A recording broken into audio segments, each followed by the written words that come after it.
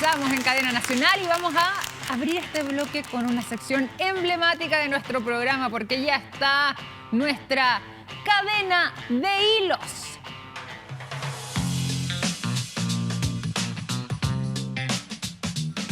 Y ya ven en pantalla al hombre encargado de esta sección, pues.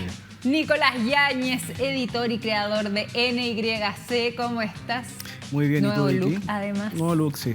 Con corte de pelo nuevo. Te queda lo más bien, te voy a contar. Muchas gracias, muchas gracias. Sí, pues Nico, ¿cómo has estado tú y además qué novedades nos traes? Porque hay harto tema para empezar. Bien, post elecciones como que hubo unas semanas de borrachera eleccionaria, pero ya estamos entrando en materia ya, así que están saliendo cosas muy entretenidas. Oye, y ya que estamos todavía con esta borrachera eleccionaria, como dices tú, hay un tema que está dando vuelta y que involucra a quien es la candidata a gobernadora por Santiago. Tenemos un hilo sobre Karina Oliva y dice lo siguiente, ustedes también lo ponen a través de su titular web y sale, o dice en realidad así: elecciones, Karina Oliva apoyó a un candidato imputado por violencia de género pese a tener conocimientos de sus antecedentes, desde marzo de 2020. Y ahí escriben entonces este reportaje, van consignando los hilos que también comparten ustedes vía Twitter. Cuéntanos un poco de esta historia, en términos generales de momento, ¿en qué consiste? Sí, bueno, esto ocurre en el marco y se publica en el marco de una segunda vuelta de gobernadores regionales, ¿verdad? Es bien importante. Hoy día se ha puesto mucha importancia, en particular en la región metropolitana, por supuesto, por los centristas que somos. Estamos pensando, ¿verdad?, en clave de Santiago, y por lo tanto la lucha, ¿verdad?, de Karina Oliva, que es parte del Frente Amplio, versus, ¿verdad?, Claudio Orrego, está bien intensa. Y bueno, la verdad es que nosotros nos llegó un antecedente a propósito de un debate que participó Karina Oliva con Orrego en CNN Chile, donde se le consultó respecto a este caso en particular de Rubén Urrutia, que es un concejal que fue reelecto en la comuna de La Pintana. Y bueno, ella, por supuesto, al ser increpada o al mencionársele que esta persona tenía antecedentes por violencia intrafamiliar, ella negó conocer de estos antecedentes. Y bueno, nosotros acreditamos en el desarrollo de esta publicación que ella al menos estaba al tanto de estos antecedentes. Bueno, de hecho tenemos parte de lo que fue esa entrevista. Vamos a revisar lo que respondió Karina Oliva, quien es candidata entonces a gobernadora por la región metropolitana, y aquí están esas palabras. Yo no sé dónde saca que Claudio y yo tenía antecedentes, más por lo mismo pongo los antecedentes. Lo que ocurre cuando pasan, nosotros ponemos los candidatos y las candidatas se les piden los certificados de antecedentes por violencia intrafamiliar, por otros delitos, y no aparecen. Y aquí nos damos cuenta de la debilidad del sistema que tenemos para el resguardo de las víctimas, incluso de los cargos públicos. Y creo que nosotros lo que nos hacemos cargo no es mirar hacia el lado, sino que por lo mismo poner los antecedentes para que las personas que están acá, que están siendo como cuestionadas, que además no vamos a promover jamás la violencia por motivos de género. Pero no se enteró antes, entonces. No, entonces creo que aquí me parece que es importante decir que, primero, yo no tengo atribuciones para juzgar en el Tribunal Supremo, pongo los antecedentes, y lo más importante, nosotros como partido, como Frente Amplio, solicitamos los certificados antecedentes, y eso no aparecía en esos certificados. Ahí veíamos entonces la respuesta de Karina Oliva. ¿Cuáles son los antecedentes que se manejan en esta historia, Nico? Sí, bueno, ella ese mismo día, ella publicó en su cuenta de Twitter que ella había estado al tanto, le informaron de estos antecedentes ese día, ese mismo día, que fue el 30 de mayo, si no me equivoco. Y que por lo tanto puso todos los antecedentes al Tribunal Supremo del Partido Comuna. Hasta ahí llegaba la historia. Sin embargo, nos llegaron unos antecedentes que es una conversación a través de Twitter, que tuvo a través de mensaje directo Karina Oliva con una fuente que nos llegó esta información, donde en el mes de marzo del año 2020 a ella se le entregan los antecedentes que te comento, que básicamente esta persona, Rubén Urrutia, ya tenía antecedentes desde el 2006 y el 2013, donde fue detenido, ¿verdad?, por violencia intrafamiliar, en un contexto de violencia intrafamiliar, y donde en esos procesos se llegó en ambos casos a una sentencia alternativa, una suspensión condicional del proceso, que se llama técnicamente. Voy a hacer un paréntesis ahí, pero para aclarar lo que estamos viendo en pantalla, parte de lo que sería esta conversación entonces que habría tenido Karina Oliva y con quien le hace entrega de estos datos, de esta información, de esta denuncia en definitiva. Claro. Y ustedes también la consignan entonces a través de su sitio web. Sí, el perfil de esta persona, como te comento, de hecho la conversación va orientada en eso, es manifestar que el perfil de él es un perfil bastante violento. ¿Ya? Él además se muestra en el video que se le presenta a Karina, un video en un supermercado donde él pelea con una persona, increpa a los guardias, etcétera. Y también él fue expulsado del Partido Radical. Él antes era del Partido Radical de Carlos Maldonado, ¿sí? Que preside Carlos Maldonado, perdón, y donde él es expulsado por acusaciones de acoso y hostigamiento, en particular a una secretaria administrativa del partido. ¿Te fijas? Entonces, el perfil, como te digo, que se le entrega, los antecedentes que se le entregan en ese mes del 2020 son graves, a mi juicio. Acá no se está postulando a un trabajo donde tú revisas los antecedentes y, claro, tú dices, tienen los papeles limpios. Me parece que en el espacio político los estándares debiesen ser más altos, más considerando si una de las banderas de lucha de Karina Oliva, ¿verdad?, es el feminismo y, por supuesto, tener espacios seguros para las mujeres. Bueno, de todas maneras, ustedes adjuntan también un archivo. Vamos a revisarlo, lo tenemos acá en imágenes, donde se da cuenta entonces de esta denuncia. Acá sale, de hecho, nombre imputado, Rubén Antonio Urrutia Vázquez, bueno, parte de su información, y además también se consigna lo siguiente: lesiones menos graves en contexto de violencia intrafamiliar, amenazas en contexto de violencia intrafamiliar y además amenazas a carabineros. Parte entonces de los delitos, digo, que se le atribuyen a Rubén Antonio Urrutia Vázquez. Claro, eso fue el 2013. El 2006 también, en un contexto de BIF, que se llamaba violencia intrafamiliar, la Fiscalía propone, ¿verdad?, en la audiencia de control de detención, propone una salida alternativa, que es a mi juicio, uno de estos vicios que tiene el proceso, que en definitiva le permite a la Fiscalía poder alivianar casos, ¿verdad? Porque reuniéndose las características, las condiciones, ellos pueden hacer esta propuesta donde el tribunal establece condiciones, ¿verdad? En este caso, las condiciones de a Rubén Urrutia era que no se acercara a la víctima, ¿verdad?, durante el periodo de un año, si más no me equivoco, y que firmara mensualmente. Esa fue la primera condición. Eso se cumplió, ¿ya? Por lo tanto, el caso quedó sobreseído, y lo que él dice, y cuando él se defiende, él dice que tiene los papeles completamente limpios, y es verdad.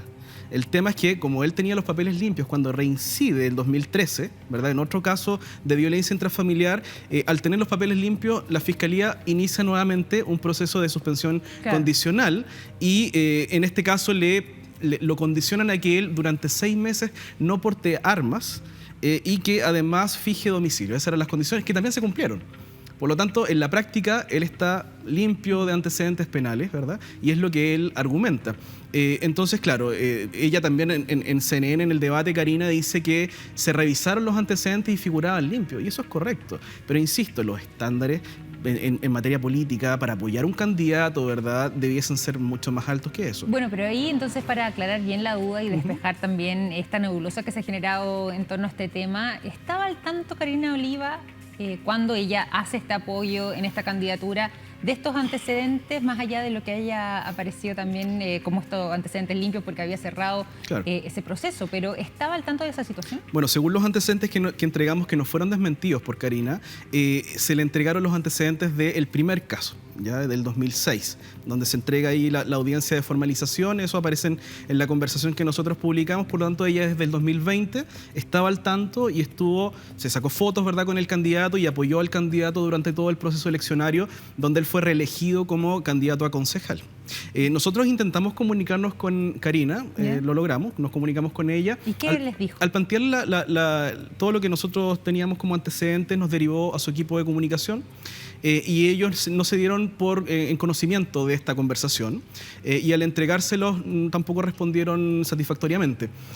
Posteriormente, después de publicado, Karina se comunicó nuevamente con nosotros en una conversación interna, donde nos manifiesta que le parece correcta la publicación, no tiene nada que decir al respecto, y que ella va a promover de alguna manera mejoras en los protocolos de la ley de partidos para poder hacer filtros mucho mejores a la hora de elegir candidatos, y algo que también le ha pesado al Frente Amplio. Si mal no recuerdan, hace muy poco, en las elecciones a constituyente, iba en su pacto con una persona que era antivacuna.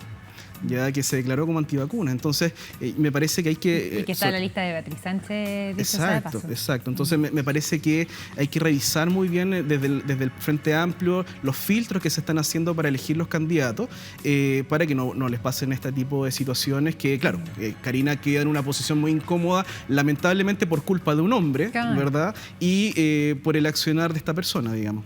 ¿Te parece, Nico, si es que vamos al siguiente hilo aquí en nuestra cadena de hilos junto a Nicolás Yáñez? Y este tema es más reciente, dado el fallecimiento de Jovino Noboa. Dice así: Tucapel Jiménez, del PPD, diputado e hijo del dirigente sindical y político del Partido Radical, del mismo nombre, asesinado por la DINE, se refiere a la responsabilidad política del fallecido Jovino Noboa durante la dictadura.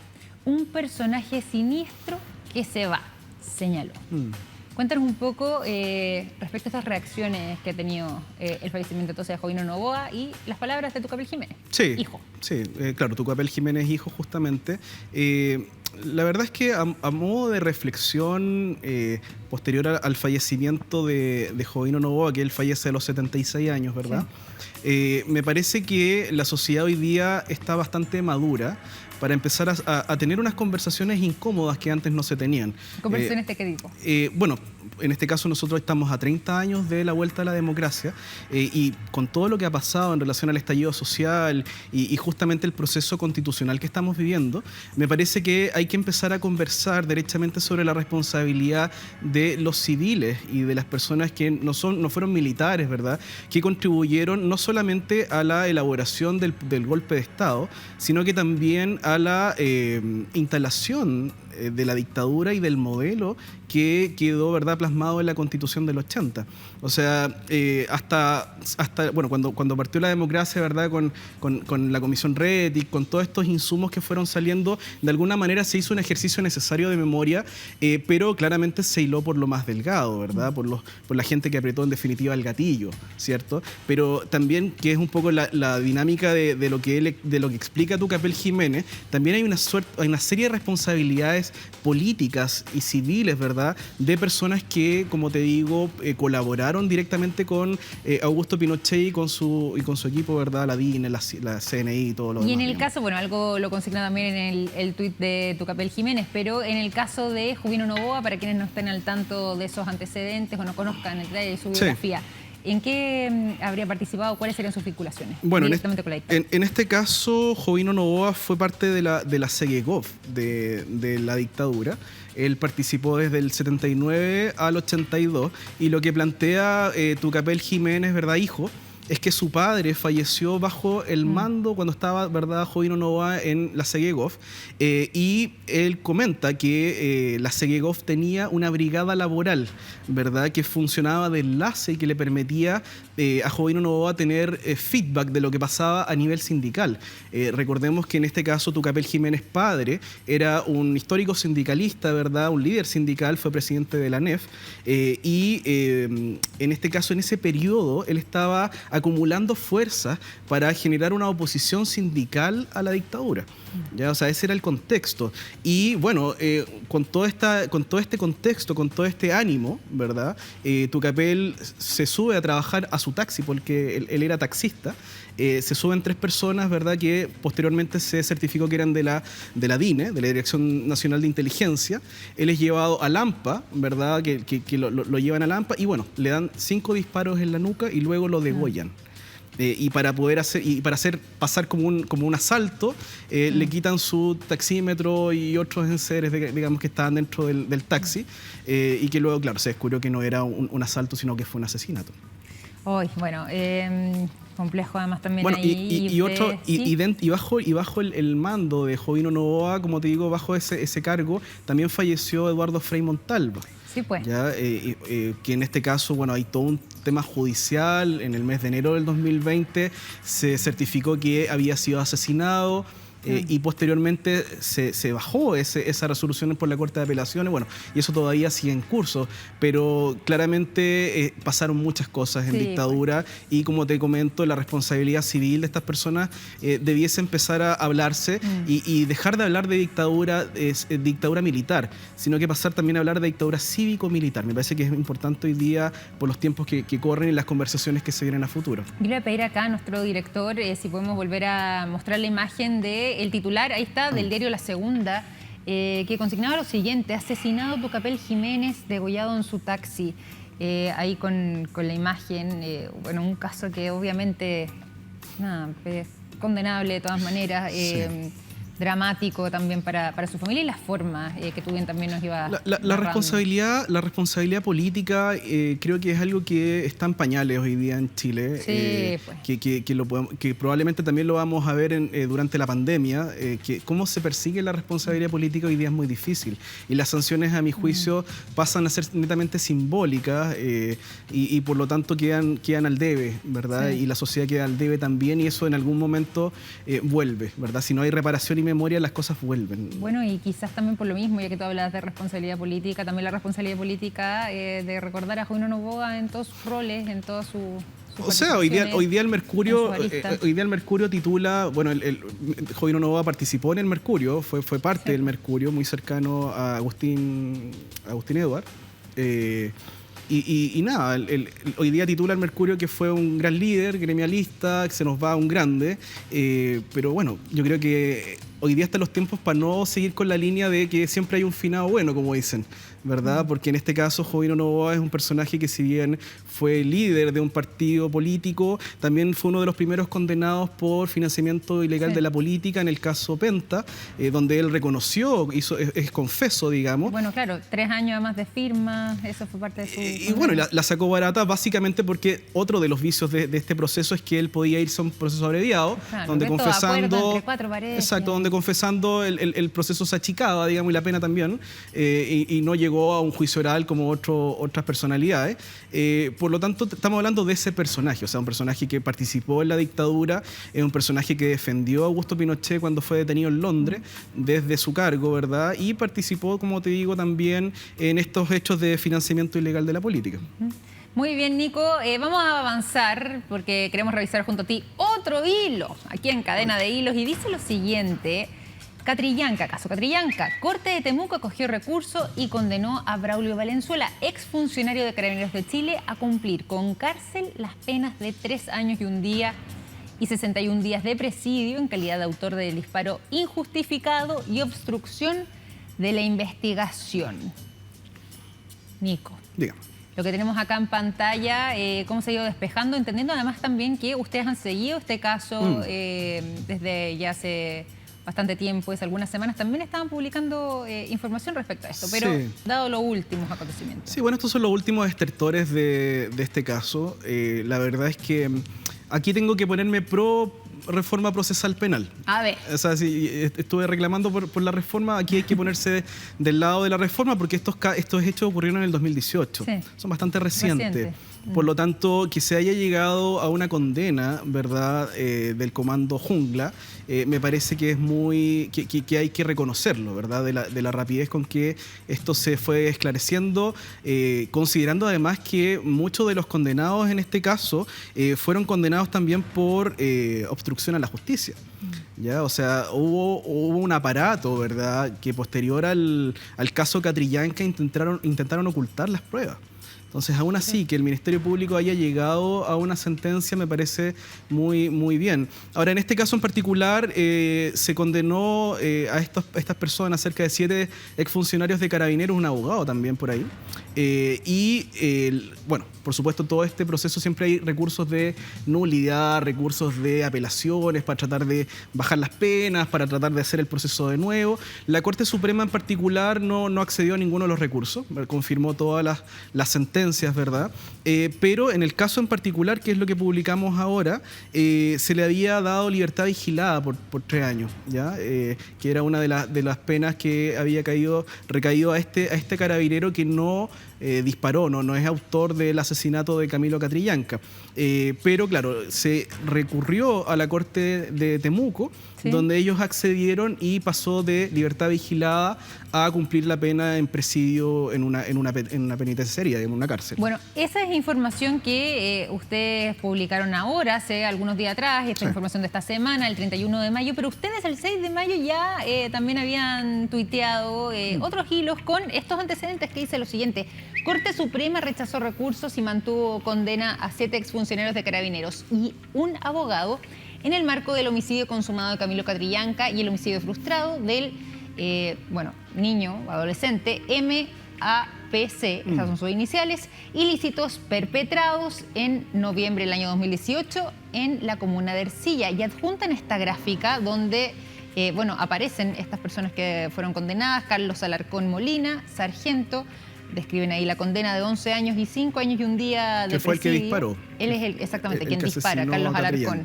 Bueno, Braulio Valenzuela, que lo mencionábamos recién también respecto a la información del hilo anterior, con esta pena de 3 años y un día y 61 días de presidio, claro, como autor de los delitos consumados de disparo injustificado y obstrucción a la investigación. Además también Raúl Ávila, con esta condena de 2 penas de cumplimiento efectivo, de 3 años y un día de presidio, y además también Patricio Sepúlveda Muñoz. Y además adjuntan también a Gonzalo Pérez Vargas, Manuel Antonio Valdivieso, Jorge Contreras Figueroa y Cristian Inostroza Iñiñiguer. Sí, ahí te fijas, ese es el abogado que es parte del abogado carabinero, digamos. Claro, ese es el abogado, entonces... Que son acusados de obstrucción a la justicia, que es complejo. O sea, por eso te digo que me parece muy, muy interesante que se haya llegado a un resultado tan pronto. Pero claro, yo mantengo la crítica de que aquí se está cortando el hilo por lo más delgado.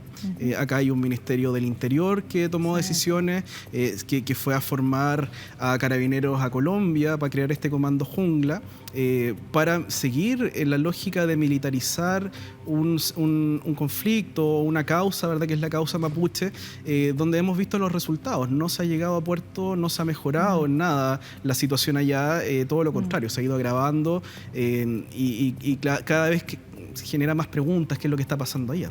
Sí, pues sin duda. Bueno, un tema que además siempre nosotros también vamos tocando y abarcando acá en nuestro programa, pero para ir finalizando, Nico, el capítulo de hoy, ¿alguna recomendación donde podemos ingresar, encontrar no solamente con los hilos de ustedes, sino que también con los reportajes que han ido escribiendo en YC? A nuestro Twitter siempre pueden acceder en YC_prod o PROD, o a nuestra página web archivo nyc.cl. Ahí pueden revisar toda la información, pueden ingresar también a nuestro Telegram, ahí también conversamos con nuestra comunidad. Eso está buenísimo. También si se suscriben les llega un boletín semanal, está bien entretenido en YC. Estamos publicando harto y bueno, hoy día publicamos un tema muy interesante con el Ministerio de Educación, Raúl Figueroa. Adelantan un poquito. Bueno, la Contraloría, ¿verdad?, revisó los antecedentes de lo que estaba pasando en Temuco con el inicio de clases y la verdad es que así está la cosa allá en Temuco. No, pero más o menos un poquito, ¿qué es lo que pasó? No, bueno, no se están cumpliendo los estándares mínimos para poder prevenir el contagio en los colegios en Temuco. Y por supuesto, Contraloría le tira la oreja ahí a Raúl Figueroa porque no se cumplió ni capacitación a los docentes y no docentes, no hay higiene, cosas de higiene, no hay, distancia entre los alumnos. Bueno, Contraloría hizo una buena auditoría ahí, al menos en 25 establecimientos, y la cosa está bastante mala. Bueno, y si quieres saber más, entonces sigue la cuenta de NYC a través de Twitter o directamente también en su página web. Nico Yáñez, como siempre, un gusto tenerte aquí con tu cadena de hilos, parte emblemática de nuestro programa. No, el gusto es mío. Muy bien, pues muchas gracias. La otra semana entonces nos reencontramos nosotros y ustedes que están en sus casas, les digo que nos reencontramos mañana. Estaremos acá a las 9 de la noche por otro capítulo de Cadena Nacional. Cuídense mucho, gracias por acompañarnos, que estén muy bien. Chao, chao.